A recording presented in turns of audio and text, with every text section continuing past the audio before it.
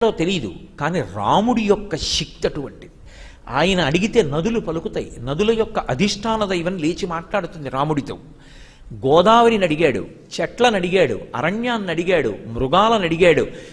ఎవరూ మాట్లాడలేదు. కారణం, రావణాసురుడికి భయపడ్డారు.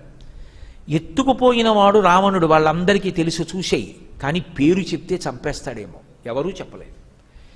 కోపం వస్తుందా రాదా? నా భార్యను ఎత్తుకుపోయారు, ఇంతకాలం ధర్మానికి కట్టుబడ్డాను, నేను ధార్మికంగా బ్రతుకుతుంటే నన్ను చేతకానివాడిని అనుకుంటున్నారు. నా భార్యని ఎత్తుకుపోయిన వాడు ధర్మం విడిచిపెట్టాడు, వాడికి మీరు భయపడుతున్నారు.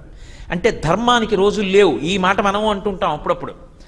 ధర్మానికి రోజులు లేవు, కాలం మారింది అనకండి. అప్పుడు రాముడు ఏమన్నాడో ఇప్పుడు నేను అదే అంటాను ఒక్కొక్కసారి.